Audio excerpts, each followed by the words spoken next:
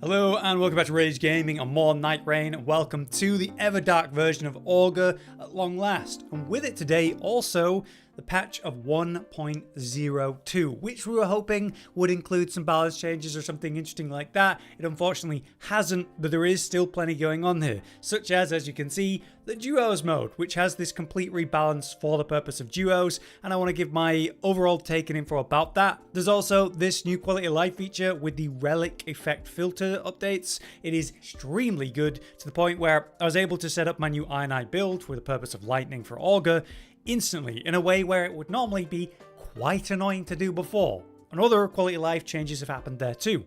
Right, let's start with the duo section, where you can now go to the expeditions board and go to matchmaking settings on the second tab. We got 1 player, 2 players, and 3 players, and it's quite simple as that. So you're going to find that they've rebalanced this one. As they call it, the game balance will be adjusted to the current number of players. So you're going to find different scaling, damage, and situations in single player compared to trios, but also duos. Now the big differences between single player and trios was the rune build-up and the posture or stagger of enemies. In single player with Raider and jump attack spam, Wilder, whoever to be honest, breaking posture, getting those staggers, getting critical hits was incredibly easy in single player and maintains a top tier build and play style if you're going to do single player. If you're in trios, then the stagger takes a lot longer, but it's still a good thing to do. Duos basically is somewhere in the middle. You're going to find that you're staggering enemies more often, but in my experience, I've found it very quick and very efficient. So again, I think stagger is going to be absolutely insane, and jump attack spam in particular will reign supreme, even more so in duos. Meanwhile, when it comes to runes and how I'm feeling about that, I think again they may have overdone it in the way that with single player you can get so many runes compared to trios that you're basically always level 15 and beyond, no problem in single player. Well, I found the same experience with duos. Maybe not as extreme as single player rune build up, but honestly not that far behind. It feels noticeably more than trios. And so every single run that I've done so far, we've been level 15 at the end, and I don't think we had like any crazy runs or did anything nuts. It's going to be easy to reach level 15 then in duos, I would say. For the game balance itself outside of those mechanical things, I think this is maybe going to be the easiest version of the game. It's the fact that each individual is dealing so much more damage than if you're in trios. Boss health is significantly lower, at least that's how it's felt in my experience.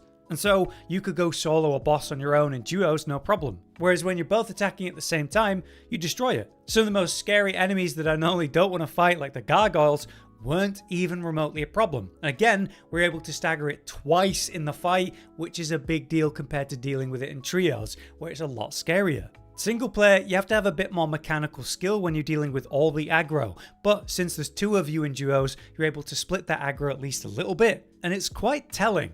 So my initial impressions of duos is that it's going to be the easiest of the 3 modes. And so it may become the most popular because you don't have to deal with a random, you just play with a friend in most cases, or just one random that you play with, I suppose. And there's just a lot less pressure where there is in single player. So I think it's going to be great for the game, and maybe the easiest version of it. But let's now go to the relic rights and the update for that. So as before, if you want to access the filters, you press the left stick in on a controller or 4 on the keyboard, and that brings it up. But as you can see, we have these new conditions. So what I'm going to do is swap to I just to show you what I was talking about. I wanted to quickly build myself a strong lightning-based starting weapon and get into it from there. So I found this relic that I have, which has improved bow attack power and then starting armament deals lightning damage. Absolutely perfect, right? To find that then, I've got these 3 filter options. So what I can do is I can go starting armament imbue to give it like lightning to start with. So see we've got magic, fire damage, lightning and all that. So quickly put that in and boom, this shows me every relic that I have currently that will fit into this any slot that technically has lightning damage on the start. So I found this bow attack power one at the same time. Then we can get more specific. For attributes, you have the increased health, FP, and stamina, and then all the basics there. For attack power, this is where we're going to be able to find our physical attack up, your affinities, criticals, and other bonuses there. What's going to be amazing for this then is some of the most impactful ones you can get. Attack power increase for each ever jail is 5% per, and it scales. Taking attacks improves attack power for a few seconds is actually 15% compared to the 5%. So if I want to find any relics with that, I can take a look now. Vigor and magic damage negation up at the same time would be great. Boost counterattacks for Iron Eye is pretty cool. That's the starting relic that you have. There's a lot of potential there. For character skills and ultimate arts, of course, it's all the related ones. Sorceries and incantations. By the way, don't sleep on Stone Digger sorcery. It's insane if you get a good setup with a recluse. Any and all damage negation, pretty good for what we're doing. You might want magic damage negation up for Augur in particular. Restoration's quite interesting because obviously the partial HP restoration upon post-damage attacks is an important one.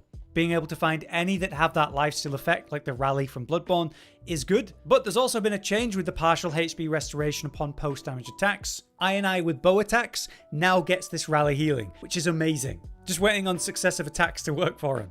And as before, we still have the same character-specific stuff, but now we have everything to do with armaments in particular. So let's say I'm playing an Executor, and I want to make my katanas better, of course. I want to find anything that has any of these. So rather than going specific on this, I can pick all options to show me any of those. So I do have an FP restoration on that, that's not great. We do have one increased katana attack power, but not great on other options. And then another one. So sadly, I don't have any great katana options, it turns out. But this is something I've been thinking about and I've not wanted to manually search through. So it really is just life-changing for getting proper relics and finding out what good stuff you might actually have and be sleeping on. As before, you can save your presets and then take a look at the presets that you currently have.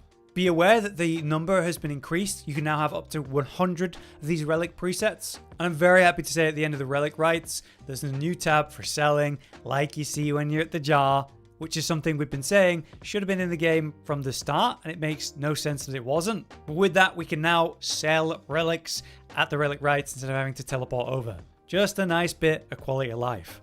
But yeah, other changes are in the game that I want to highlight to you. These are the ones that I want to just mention. The Small Jar Bazaar and then also the Collector's Signboard, there are new tabs. So instead of having to manually go through all, you can take a look at specific sections. So we got the vessels here, we got the gestures in specific, and then the relics in particular. Same thing for the signboard under the catalogue, you're able to look at the specific sections, which is just certainly a handy thing. Here's a funny thing. They've added the ability to skip a part of the cutscene after defeating the Night Aspect. You can select skip in the quick game option of the system menu. The Night Aspect is a funny one because, you know, you start the fight, you deal with a guy, he transforms, and then at the end, you've got to deal with this final ending where you run over and actually end the game. So it seems like they're actually speeding up that process since it's kind of invasive every time.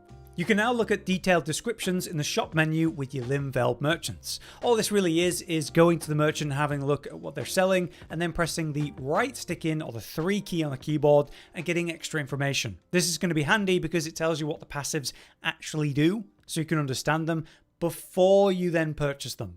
In general, you're going to notice some UI adjustments and improvements. One that I want to highlight is Iron Eye. Increased visibility of the mark left by Iron Eye's character skill. So now it has this proper, clear, black outline. It looks a lot clearer and cleaner. And me and my friends noticed this right away as soon as we were playing. So hopefully there's more like that we haven't realized yet.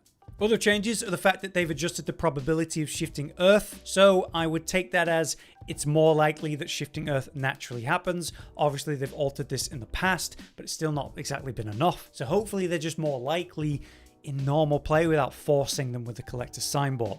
Here's a fun one for solo players. They've removed the feature that causes the session to be disconnected when a certain amount of time passes without any action. This is when the participants is one though. So basically for solo, you go AFK, you wait too long, it's not just going to kick you from the game like it would do in multiplayer, which was really annoying and unnecessary. For example, you might want to go to the toilet before you go fight the Night Lord, and it just kicks you out or something. So that's gone, but it will still happen in multiplayer, fair warning. Here's a fun fact for Iron Eye or bow players in general. The partial HP restoration upon post-damage attacks, aka the Bloodborne Rally heal, now works for your ranged attacks. Super good for bow or ranged attacks in general. And it's going to be a top tier choice for Iron Eye because if you get hit, you're probably going to back up or maybe use a mark dash, get some space and then get some attacks out. Now you're going to be able to heal massively with that. And I've been running it with Iron Eye and feeling great with it. So start running it.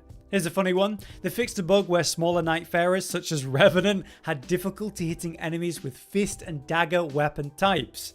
So slightly improved range of attack. I think this should also improve the reviving experience with smaller weapons. Hopefully for say Duchess with her dagger, she sometimes struggles with that. Hopefully that feels better too. If you hate the Draconic Tree Sentinel, they've fixed a bug where some attacks of this guy would reach farther than intended. There's been some pretty iconic clips on Reddit where this guy has been sniping people from 600 miles away. We should no longer be experiencing the hyper range lightning strikes. So awesome. Final note here, they fixed a bug where players could duplicate dropped items. Now obviously I wasn't doing this myself, so hopefully this means that item duping is gone, or at least in whatever known form it had. But I can't say I know a lot about that one. Hopefully it's just harder to dupe items. Also, just general passive stuff to mention. They did general performance and crash issues, so there's a lot of types of crashes that would occur that they've kind of addressed, and general performance should feel a little bit better in this patch. So hopefully you experience that. But yeah, that's my overview of patch 1.02. I hope that was interesting and useful to you. And if you guys have experienced or learned anything else in your first day, let us know in the comments. We'll be back soon with that Augur guide though. But until then, I've been Hollow, you've been you. Thanks for watching.